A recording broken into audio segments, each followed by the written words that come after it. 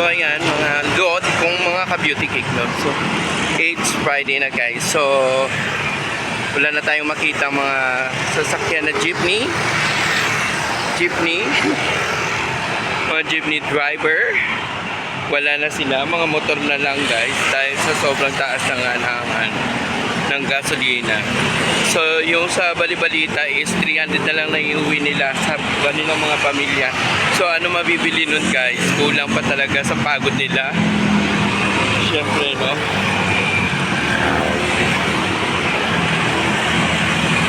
Puyat, pagod, yan. Ubos talaga guys. Eh paano kung may mga estudyante silang pinapaaral, saan nila kukunin yun? 300 yun, pambigas lang yun, pang ulam lang, kulang pa rin yun sa isang araw eh. So, sa isang kainan lang yung 300 ngayon. Diba? Kung may may limang anak ka, nako, kulang na kulang yan guys. Tatlo pa lang nga eh, kulang pa rin yun eh. No? So ayan, good morning again and happy Friday. It's Friday here in the Philippines. Of course guys, thank you so much for those people who visit my live streaming last night guys. And nakahakot lang tayo ng 51,000 viewers. So thank you so much. So yung nakikita natin sa kalsada is wala talagang traffic today, no? And then yung mga motor lang talaga yung siga ng kalsada ngayon. Wala na yung mga jeep, no? Ayan. Dahil medyo late na tayo.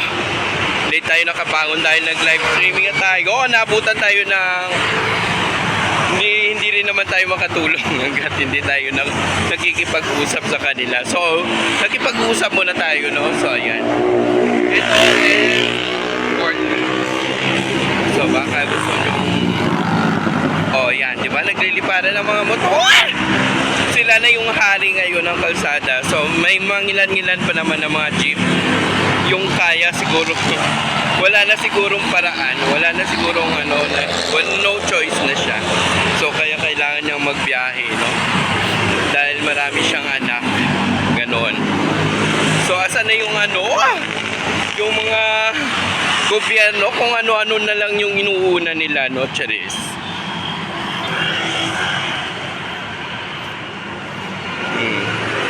Yan mo nga, yan sila. Yan mo daw sila. Maluko-luko. Kung ano-ano yung inuuna, yung mga impeachment yung inuuna.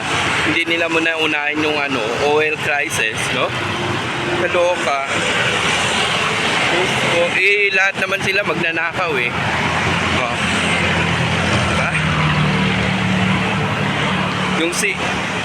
Kasi ayaw nila mauli sila, no? Ganon mga na yun, mga official na yun, yung mga congressman na yun, mga tangina na yun. Napamulat na yun. Nabibisit talaga ako guys, no? Oh, grabe talaga.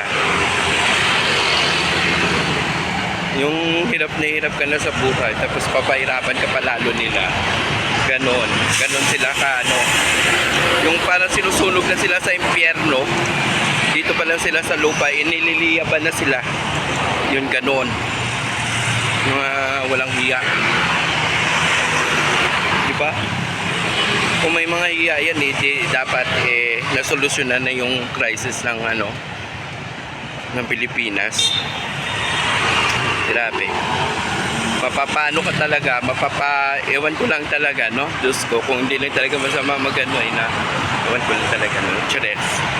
Kanina pa ako, ma-violation. So that's it for now guys, and thank you and babush. Don't forget to like and share, no? Thank you.